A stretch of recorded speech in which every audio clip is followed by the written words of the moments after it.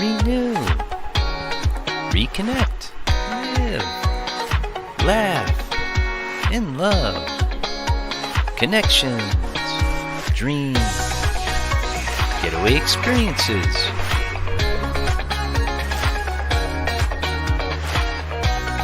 Brave Heart Workshops. Unique Getaways live with Jill Reynolds. The Connection Show. Restore, renew, and reconnect in community. Sponsored by Brave Heart Workshops live. This is Jill Reynolds. And joining me today is my new friend, Elisa Marquis. I think I said that right. Marquis, yes. Marquis, I'm sorry. Marquis. It's all right. Thank you so much for joining us, Elisa. Oh, thank you for inviting me, Jill. It's a pleasure to be here and have the opportunity to share a little bit of, what I do. That's amazing. Well, what I'd like to do now is just let the audience know a little bit about you. Okay. Elisa was born in Monterrey, Mexico, and now resides in North Texas. She's been married for 28 years and is the mother of 2 children. After September 11, 2011, she saw the need to assist military families in her community to learn new skills and help them to move forward from their struggles. She began volunteering at the Red Cross and the Air National Guard.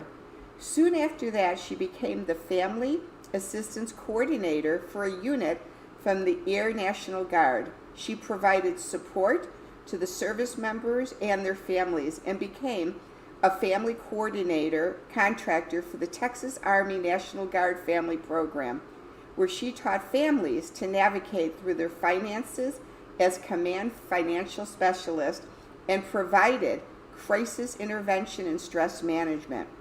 In August of 2010, she became the support coordinator of over 80 North Texas counties, having the honor to support the families of the fallen. Seeing the lack of resources available to provide emotional support, she obtained several certifications where she volunteered at the crisis line, mental health first aid, applied suicide intervention skills, and then she got her certification as an advanced grief recovery specialist, enabling her to provide evidence-based support to men and women who are struggling from emotional losses. So what an amazing bio, my new friend, and I really was totally intrigued and heartfelt on the service that you've done to our country and what you've been offering people, and I just had to have you on my show. So I would really love the audience to get a feel for your heart and how you got led into doing this amazing work. Thank you, dear. I truly appreciate that. Having suffered through major losses in my life, and with these kind of different jobs that I had done, for the last 19 years, I was looking for effective resources because we didn't have enough resources and not the adequate resources that could bring some relief to all these families that I was providing support to. So, it was a little bit, frustrating, and I kept looking for resources and ways. And that's when I decided to, I needed to learn how to take those correct actions and then start healing myself, and got certified so then I could teach the right skills and the tools to these men and women that they can take charge of their life, and they can start moving forward and heal from those emotional losses. And unless it's too painful, what type of losses had you experienced that led you into being passionate about grief support and losses in your life? Sure. Yes, when I was 11 years old, 11 and a few months, my little sister, which was about to turn 7, died from a very, very tragic accident.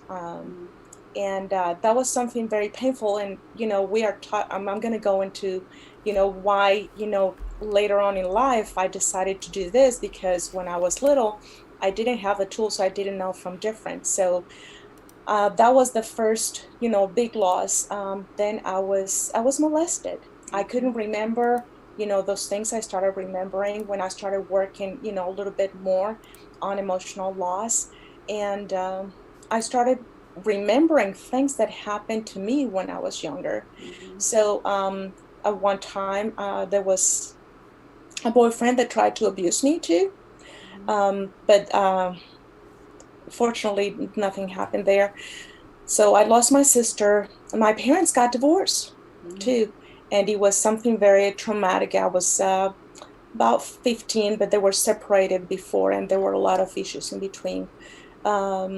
Besides that, then after that, I moved from my country because I married the love of my life, and I moved from Monterrey to, Pennsylvania, and I lived there in the mountains, in the snow. And it was very rough because it was, even though I could speak the language, it was so hard because no one, I mean, around me, there were everybody, I was in my early 30s, and everybody was in their 70s or 80s that lived around my house. And the language was not there, the food was not there, the friends were not there, and my family, I was missing all that. So it was painful to go through all that. I had a fabulous mom and dad, my in-laws, my husband's mom, Charlie, and my father-in-law, which was my dad, for real. Um, they both had passed away. And so, those are some of the things. And you keep going. My husband deployed several times. So there's a lot of things, illnesses, surgeries. I had a full hysterectomy. I had, when I was 11, I had an appendectomy, and I almost died. So there's a lot of, little things that happen. And then some of the big things. Last year, my father passed away too. So it's been 1 year. Yeah, and I'm so grateful that you shared that connection of the different losses, because you said some smaller, some larger, because I really do believe in life everyone has had loss, and everyone's had trauma, being small traumas or large traumas, but each traumas impact our lives in so many different ways. And starting from your first memory of the loss with your sister, and then Yes. the progression of losses, I can relate to so much of your story. I too was raised in a family where there was a divorce when I was 5 years old, and then two stepfathers who were very abusive. The sexual abuse too I had, and just the pain of loss. And then fast forward it, my very first high school girlfriend, she committed suicide. Then my first roommate I ever had, at 40 years old, she died of heroin addiction. And then my next roommate I had in San Diego, she was murdered. And then my brother-in-law passed away of cirrhosis of the liver at 36 years old, and I found him dead on the floor. So it's just weird how these losses impact our lives. And many times I think people in general go through life with losses without taking time to be still and to feel that pain associated with loss. And it sounds to me, as a result of these losses, that you had the opportunity to take time and go and be reflective of your own life to serve others, if you want to reflect on that. Yes, yes, it does. I have learned a lot, since I got certified, because I did, work on some of my losses, but I work on my loss, I work on my father's relationship when I first got certified, and I discovered some things, and then I completed some part of my relationship with my dad while he was alive. So sometimes we think, okay, the things that we suffered is because of someone that dies. And by the way, I didn't tell you about, my little family members, my pets, that I have lost several pets too, which, can be very painful too. But going back to my dad, the relationship with my dad, it was it was getting better towards the end of his life. I'm thankful for that. But I got to complete again, my relationship with my dad, to review some things after he passed away. And I'm able to learn from that. And I'm still discovering more things that are helping me, just because I acknowledge I went through the program. So, it's not like I'm gonna, I tell people, when they come and we talk about, loss and what they're going through, and how they have the will and they step out because they want to learn how to start feeling better. That if I was going to ask you, Jill, you have the beautiful beach behind you. If I was going to ask you, well, you were going to tell me, you know what, I'm so thrilled today. I'm going to go deep, diving. I want to go diving. Would you go with someone? Would you have someone guide you that has never taught or learned how to dive? Yeah. Who has never done it. So, it's, we share a little bit. Because it is so important that we acknowledge what we're going through. We acknowledge the physical parts, right? When we have a cut and when we're hurting physically, there's people that still resist on that. But it's easier for us to go and review those things and have a professional or someone that can help us. Sometimes as we're little, you might fall off your bike and mom or dad, are right there, and they're going to help you clean that wound and put a Band-Aid, and that's going to be much better. You might cry, you might yell, you might, throw a tantrum maybe, but you're addressing those things. So having someone to walk through that period of your life is so imperative. So you had mentioned your husband serving in the military and being Yes. deployed. And so with him being in the service, was that one of the prime attractions for you to utilize your grief and loss to go out and help the family members that lost the fallen soldiers that were in warfare? Is that what led you to it, your husband being in the military? Part of that was it. I have always been, leaning, when I was younger, I wanted to study psychology, and my dad, invited me to study something else, and I got excited about it, and I, completed my career, which I don't practice now. But I always have had that passion towards, trying to be there for somebody else, either by listening to them or by talking with them, or just being quiet and just being there if I needed to be. So, I feel that it's an honor that we can do that for each other, that we can lift each other too. I still, the military piece of it, working with the military. Yes. Okay. Where did that passion come from? Because again, helping others could be anywhere from, helping people that are suicidal to drug addicts, alcoholics. Yeah. But you tended to lean in towards the military families, and so how did that come into fruition for you? Because when my husband started deploying, I started volunteering. And then you start seeing a need. And then the opportunity came, and it opened for me to be, a coordinator, the person that was there to support the service members, brief and debrief, and then be there for those families.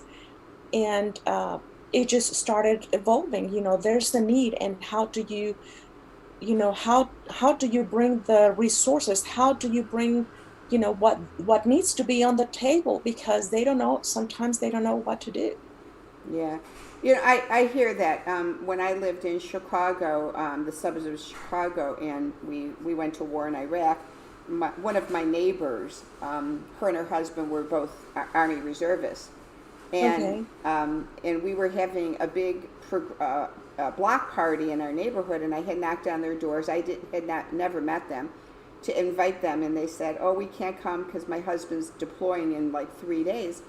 And there was just something inside of me that pushed further and said, "Oh, please then come, so that we can support your family while he's gone." And so they did come, and the whole neighborhood met them. And then it was just something that came upon my heart, that I felt led, that I was called to connect with this family while he was deployed for a year and a half. And I remember at that time they had twin boys that were 2 years old, and a fourth grader and a fifth grader. And so my husband and I went and we babysat quite a bit and went over there.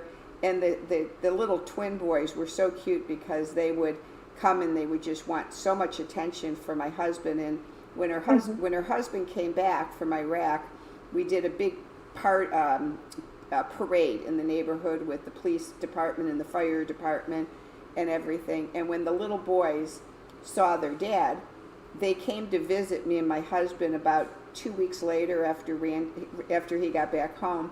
And when the boys walked in, we went to go like put our hand out to get a hug, and they went like this and said, "We don't need you anymore because Dad's home now."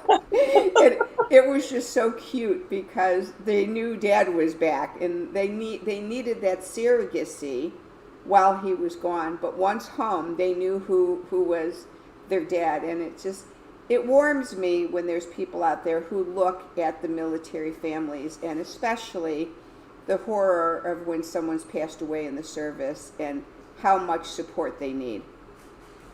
Yes, and how great it is that you were there for that family, especially for the little ones, because there are a lot of things that they don't understand. So they had a father figure, with your husband around, and then the support of having, like an aunt, but there, because you were, close to them, and they could reach out, or just be themselves around. Well, and I think what a lot of people don't understand with military families is, one day when I was over visiting them and stuff, and I was going to babysit because the mom had somewhere to go, and we were talking a little bit, and she started to cry, and I said, are you feeling, I know you're lonely and sad and you miss your husband, but do you feel scared sometimes being alone by yourself with 4 children? And she looked at me and said, "No, I'm a trained killer. I'm not scared of anyone. What I'm scared of is my husband will never come home." And it was so profound, because, my emotions went to, "Oh, is it scary for you to be alone?" And hers were, "No, I don't want to ever not be alone without him." And so just to be mindful, the audience, of what our military families go through, of the fear and the emotions of not knowing if their loved ones will return home. Yeah, and this is something that is shared by the families of the first responders as well. Mm-hmm. And that is something that I didn't stop to think about until I started I got certified, and I started doing a little bit more work, because they go through a lot, and they don't know when is going to be the time when they might not come back. Yeah. Too, so. Yeah. So now you've transitioned a bit, and you've taken this certification, and so share with us a little bit about what this new transition in your life looks like with this new certification with grief and loss. Well, with the certification, there's something really important, because I started, when I got certified, I started learning things that maybe didn't, things that started making more sense, how things work. Let me start with something really basic, okay?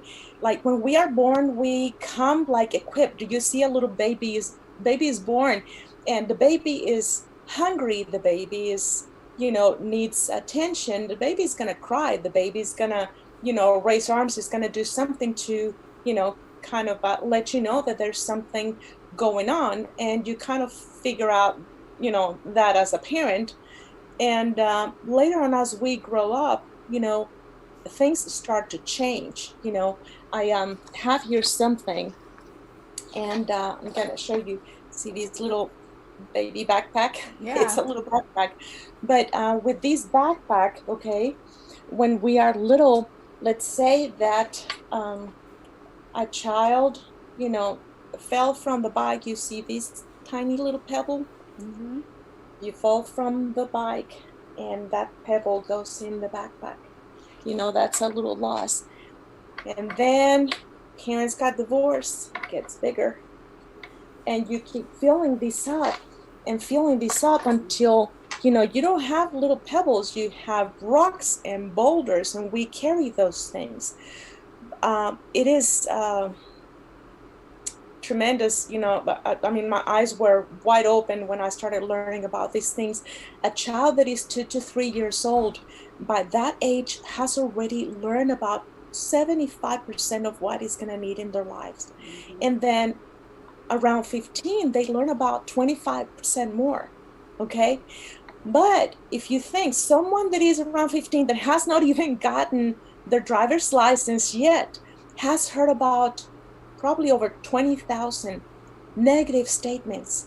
So we hear no, no, no, and we hear other things, and I'm going to be talking about that a little bit, that, start pounding. So we start discounting those feelings, and that, we have that in within us that can help us. You fall, you cry, you get the attention, or you get, you start learning to talk, and then you can make yourself, when you cry, what do you hear sometimes from parents or caregivers when there's a child that starts crying? The first thing is, don't cry. It's like, why? Stop crying. And the kid's like, and I love that, because I have, grandchildren, and I remember the very first time that one of the very first times I was babysitting my little granddaughter. She was only about 4, and at bedtime, she started to cry and I really miss my mommy and my dad. And I think she was waiting for me to say, don't worry about it, they'll be home tomorrow. And I remember just laying in bed with her and holding her and said, it's okay to cry, Grandma's here for you, and you can just let those feelings out. And she she stopped for a moment crying and said, it's okay. And I said, yeah, just tell me how you're feeling. And how often do parents just let their children feel? Let them feel. Like, if they're feeling bad, don't walk in the kitchen and say, I'll get you a cookie to make you feel better. Like, why not just sit there and say, tell me what you're feeling. You're feeling sad, you're feeling scared, you're feeling angry. Let me listen to you. Let me listen. Mm-hmm.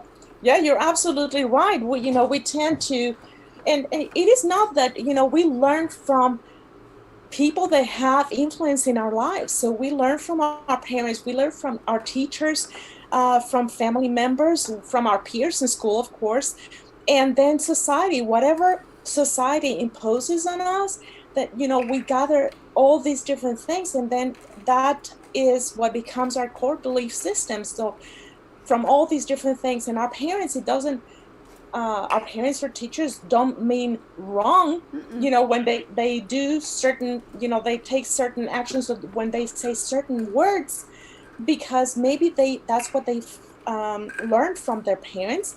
Maybe that's what they learned from their teachers. Maybe that's the way that they needed to respond because they were told no.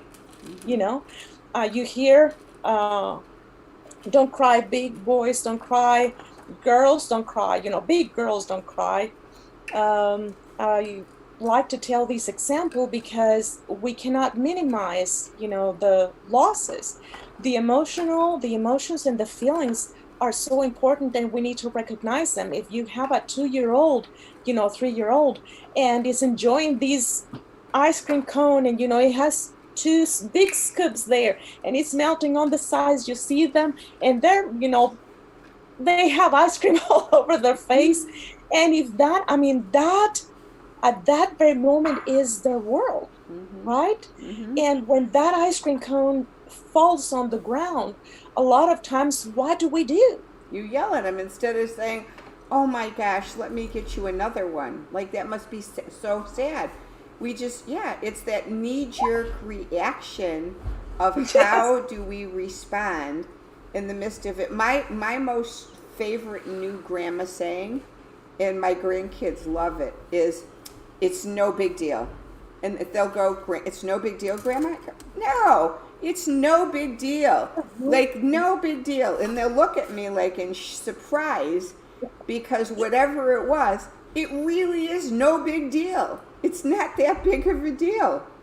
That ice cream cone at that very moment is the whole world to Yeah. that child. Right. So if that ice cream falls, even though you can say, I can buy another one, that world just fell apart. Yeah. And that child is feeling frustration, devastation, sadness, whatever. He might be mad. Mm-hmm. And, what do we say? Let's get you another ice cream, or here's a cookie. Don't cry. Yeah.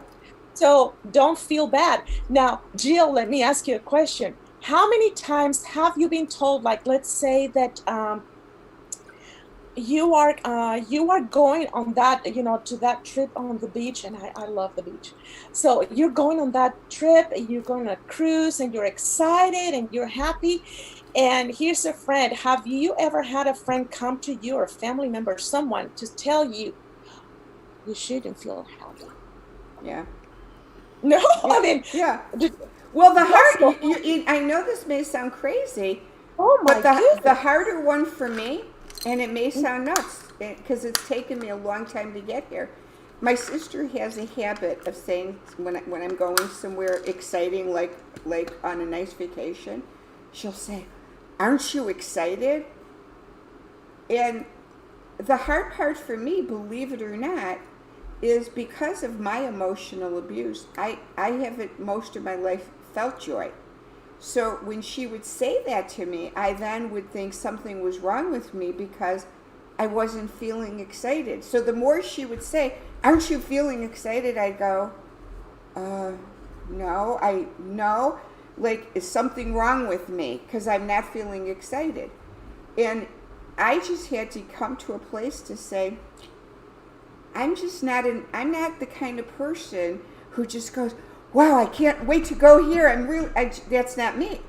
But she is. And so when we go through life saying to someone, "You should feel this way," or "Don't you feel this way," it's almost as though we're trying to put our thoughts into them, create them into who we stereotype them to be. And we're all different. I believe it or not, I come across as an extrovert, but I'm very introverted. So for me, someone saying, "Aren't you excited?" I have to like sit back and go, "No, I don't really think I am." But I Or it's don't. something good. It's something good that your personality comes and shows, and it is valid. It's amazing. I mean, it is great that you mentioned that, because, like, putting the situation that you are with your sister and how different we are, because each one of us, we are unique. The way that we were raised, the way that we respond to things, the way that we think, even when we were, raised within the same home, just like you and your sister, you feel things differently. Even when you go through the same situations, it's a totally different thing, which is okay. It Well, is and, so and it valid. is it Yes. is with families with trauma too and loss, because one Yes. child will feel completely different than another child, and you could live in the same family with the same exact scenario happening and line up 5 children, and each one of them will have taken it in differently.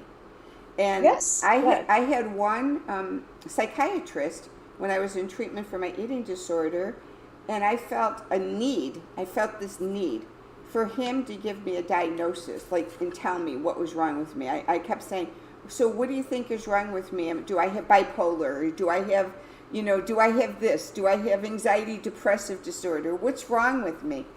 And he was the kindest guy. And he sat back in his chair like this and just was watching this intensity of, I gotta know.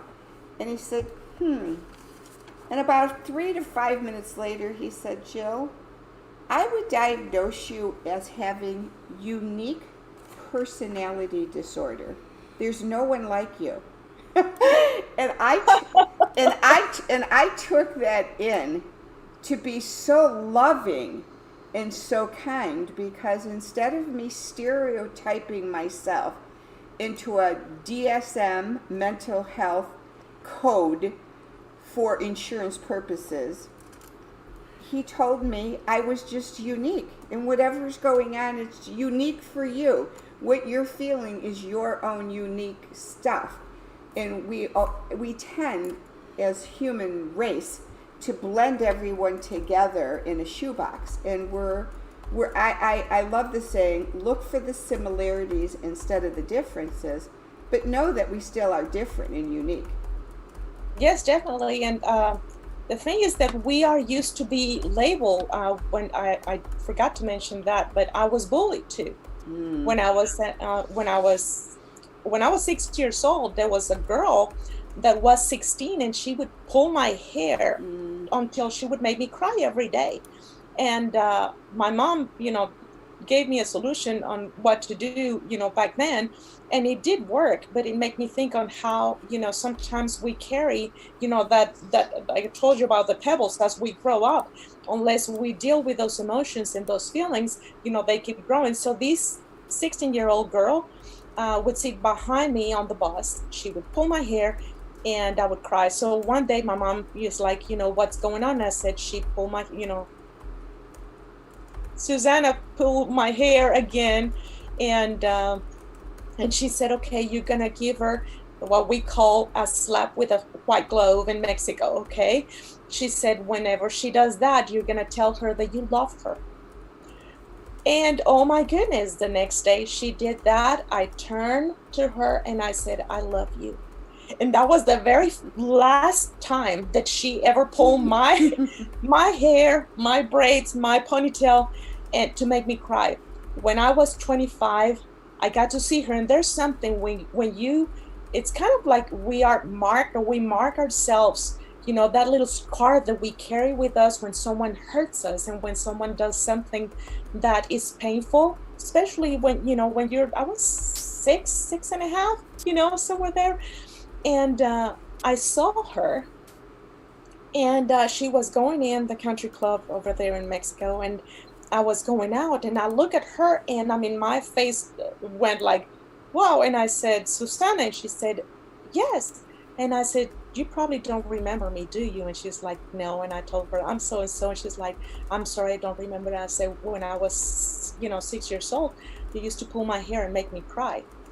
Guess what she did? She said, I am so sorry that I did that to you. I can't remember. So we are the ones, when something bad happens, we are the ones that hold on to those feelings if we don't deal with them and address them correctly. And we are the ones carrying that weight on us. And the person that, the perpetrator, the person that hurt you, the bully, doesn't even remember. They go on with their lives. So it is just kind of how it goes. Well, I've been doing Braveheart workshops now since 2017, and one of the things that I do at the workshop is have my participants wrap with wrapping paper a big huge rock.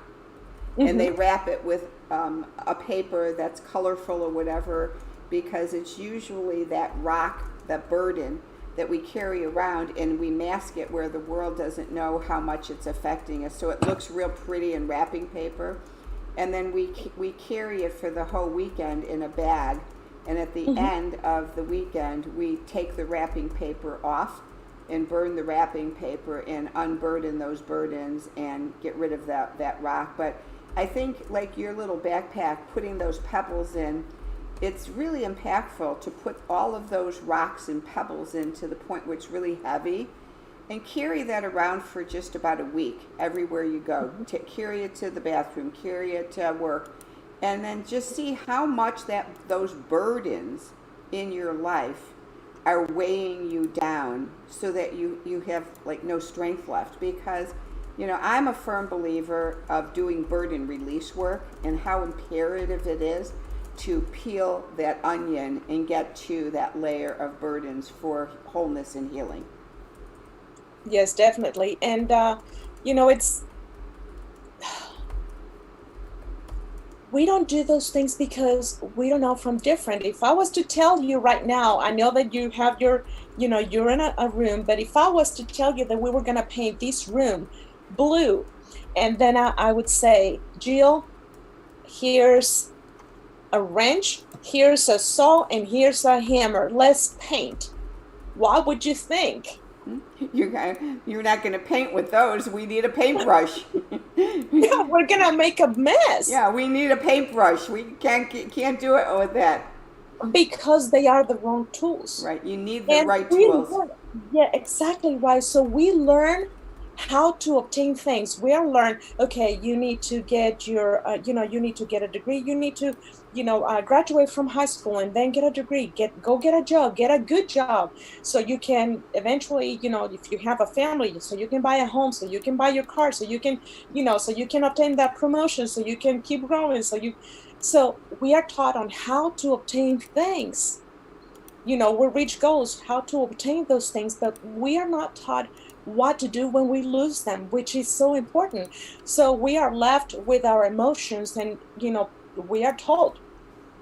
You heard that one we talk about that don't cry, but it is not just that don't cry, that don't feel bad, because many things that we hear come implicit as don't feel bad, you know Mm-hmm. a lot of different things, or replace the loss. The founder, John James, the founder of the grief recovery method, he was told, he lost his pet, he lost his pup, which he loved when he was very young. Okay, so he went to the kitchen, and he was calling for his dog, and she was not, coming to him when he came from school. So he went and told mom, and mom said, well, when dad comes, he's gonna, help you with that, and, take care of that. And when dad came, he told him, he said, don't feel bad. Saturday, we go and get another dog. Mm-hmm. And it's not that they mean wrong, but you might be able to get another dog. He never connected with that dog. But I mean, you might have that connection, but the feelings that you have for the one that you lost Mm-hmm. are still there. So we are taught to just push those feelings down. And eventually, as we grow up, we keep shoving things down. They come up as diabetes and high blood pressure, and you name it, all these different things. You want to cry, I'll give you something to cry about, Yeah. right? Yeah. You're going to cry, go to your room. Yeah. Well, Go a to lot of what you're saying, there's a new way of doing some of this work, and it's called legacy burdens. And a legacy burden is a burden that's carried on through our legacy, and can be passed on over and over and over. And so, generations. Yeah. and I happen to be a Christian, and I read the Bible, and the Bible talks about that there'll be 4 generations of sin passed down from your forefathers. And I think some of the things you're saying, like this legacy burden stuff of, you're, be a man, or, you're never going to do anything right. And then you grow up and you have that legacy that you pass on to your own children, that they can't do anything right. And then they bring it on. So unless these burdens are brought to the forefront and addressed in a wellness fashion, they manifest all kinds of ways, kind of like the old saying, he's got sideways anger, because it's coming out sideways, and the truth is you have to confront it head on. But with that, I was wanting to transition a bit and ask you, how have you been managing connection now during this social distancing? What has that looked like for you? Well, you know what? There have been several changes, because I have to, how we learn to adapt to different things. Around at the end of January, I started suffering from shingles here. I mean, I looked like I had a fight with Mike Tyson. It was like horrible. So, I had to learn other techniques. I did meditation, and I did, breathing techniques, and now I practice those, with my clients and with the people around me, with my family. That with the COVID, I had to make the transition, just like many people, to come and work, from home, and to do things online, and to, I brought my computer. the very first, probably the first 3 days, I was at the kitchen table, and I had stuff that I brought from the office, and I had the monitor, and I had all these different things. And it was a little bit, it was a little bit of, shock. I have to be honest with you. I don't like to lie. And I learned, I started seeing, I tried to take a look, not that I want to hide all the negative stuff, but I have to see what is, besides what is not going right.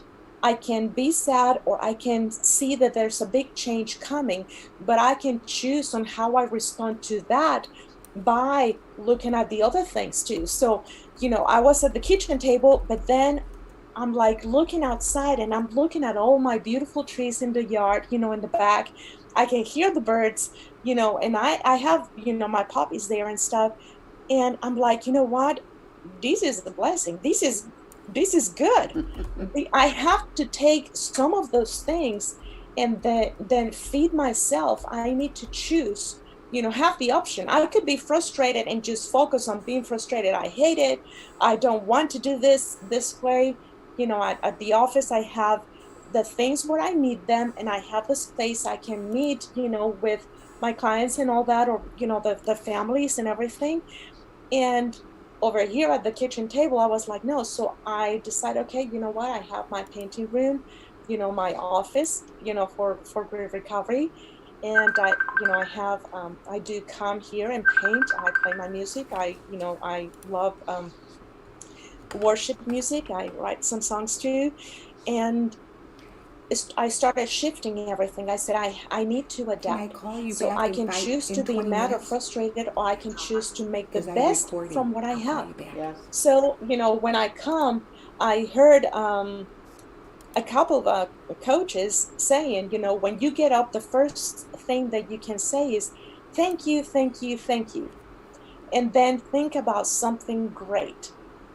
Yes, you might wake up with you crooked neck, or maybe your back is hurting or something, but that is not the first thing that I want to think about. Yeah. So I try to get my feet up, even if I don't feel like, getting off bed, because I'm very comfortable, or I was having an awesome dream. But I need to make take the first step towards feeling better, towards making a positive decision. And that is up to me. Yeah. That is not, up to other people. And I see the difference when I do that. I see the difference. And where would you say your dreams are leading you for the remainder of 2020? For the remainder, yes. For the remainder of 2020. Well, and I'm glad that you're asking, because I have a lot of hope. I know that all of us have had to make changes, and the family dynamics have changed, the work dynamics, and it is, it can be very sad for some people. They have lost their job, or, there's something really hard happening at home because they have to be there. But as we are adapting and as we are learning, we get the opportunity to enjoy maybe a little bit of the time that we didn't have with our families and all that. And that is something that I'm looking forward to. I got trained towards the end of last year, the half of last year and the beginning of this year, as so I could do the 2-day personal workshops. And I'm really excited about that. Of course, there was a little bit of disappointment because I had to cancel. I had one scheduled for March and then scheduled for May, another one, and I had to cancel those. And it is okay, because the time will come for those. So I'm looking forward to be able to help a lot of people, not only through the 2-day personal workshops, but to do it online, just like I'm talking with you, so I can guide them and I can teach them how they can learn these tools, so they can start moving forward, they can start healing.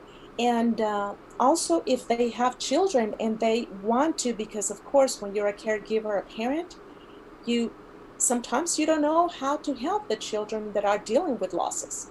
Yeah. Right now, there's a lot of things going on. I was learning about a child that completed suicide today. you know, and I went and visited a website, and it was a very young child, and it uh, made me reflect. I got sad. Yeah. I felt very sad about that. And of course, seeing the devastation from the dad, you know, that was something really tough to see. And I want to bring something because I want to make a difference in people's lives. Yeah. So I want to teach, I want to talk to the community, you know, and help them learn some of the things that I have learned, and, you know, have talks just like you and I talking. So Awesome.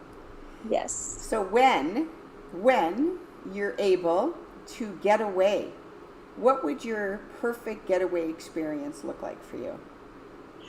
That I'm not gonna say one thing. I'm gonna tell you of two if it's okay with you. I would like to go back to what I call the most beautiful place on earth, Kauai, in Hawaii. Okay.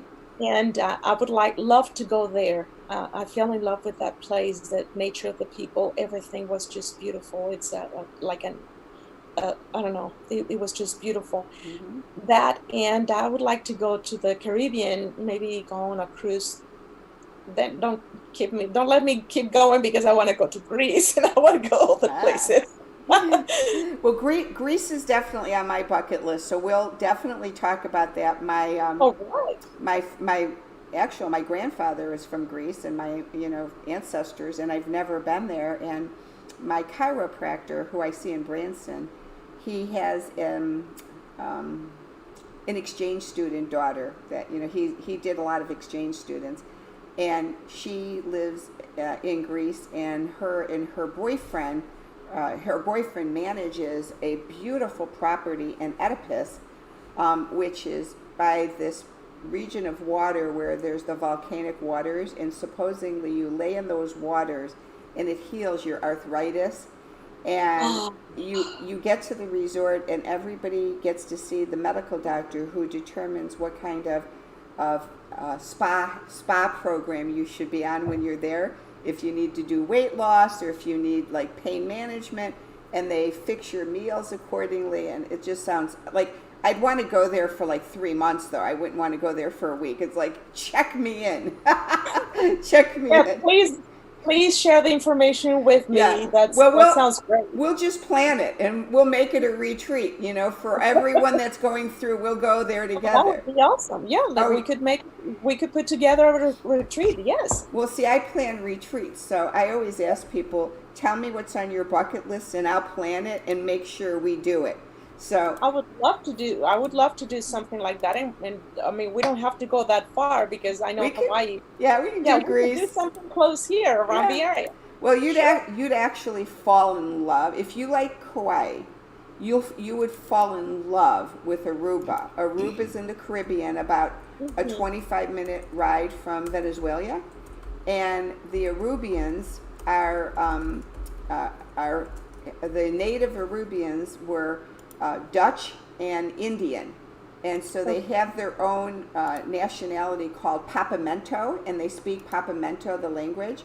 And Aruba is called the Happy Island, and they are the nicest people I have ever met, and I've traveled to lots of Caribbean islands, and so that has become my happy place. I love to go to the Happy Island, my happy place, on the beach with the Arubians, and they're just lovely people. Well, last two questions. If somebody told you that you could no longer have all your apps on your cell phone and you could only keep 2 apps, what are your must-have apps that you have on your phone? 2 apps. Well, you know what? There's something, I know that through Facebook I communicate with my family in Mexico, with my mom, and that's a big thing for me. My mom is 80, so when I get to see her and she sees me, is comfort, and it's just nice. So that's how. Yes, and that's Facebook Messenger. Facebook Messenger, yes, it would be. Yes, Facebook Messenger would be a big one. The regular Facebook, I know that there's a lot of communication because I like interaction, going back and forth. And I know that probably Facebook would be a big one. I'm learning about Instagram. I'm, starting to get there, and I started a TikTok, but I'm kind of scared about the TikTok yet. I haven't learned much. So, probably those two if we were talking about, that. Mm-hmm. And what's one fact about you that people don't know? A fact. Okay. So you see me, as this girl, but you don't know that when I was young, I loved riding. I did ride motorcycles when I was young with my friends, and I did. I had to tie a bull when it was a little one, but I got to do that. So I used to ride the mechanical bull too when I was young. Okay. And as an adult, I have killed snakes. Aha. I kill snakes. If Good. they are here and someone, they have been where my kids are, I'm like, I have destroyed 2 hoes already from doing that. But so if I go traveling with you and we see a snake, I know I'm safe because you will take care of it. I would do my best to take care of it, as long as there's something to, as long as I have the right tool. We'll take our machete to get those gosh darn snakes. There you go. Oh, it's been such a pleasure speaking with you. We'll figure what to do. What I'd like to do now for the audience is put your bio on the screen. So here you'll be able to see how you can reach out to Elisa. And I've got her website here and Facebook page and the ways for you to communicate with her. So I am just pleased, and I'd like the audience to know before we get off of this call today that the Connection Show, which started just a few weeks ago, has had the privilege of being able to interview lovely, wonderful leaders just like Elisa is here. And so if you would like to be on the Connection Show, please reach out to me at braveheartworkshops.com, the website. Go to the contact page and fill out your information, and I'll reach out to you for a time. For those of you who are listening, the audience, we don't want you to feel left out. So what we've done is we've expanded the Connection Show to be the Connection Show Gathering Tribe.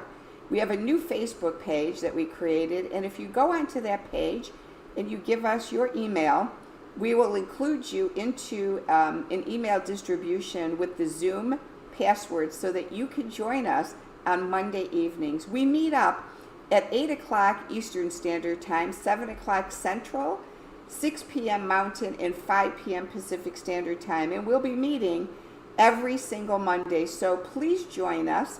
Last time we met, we did some fun improv and we were belly laughing, and so we kind of just take the night as it comes and we just enjoy each other's company. So join us on Monday nights on the Connection Show Gathering Tribe Zoom meeting.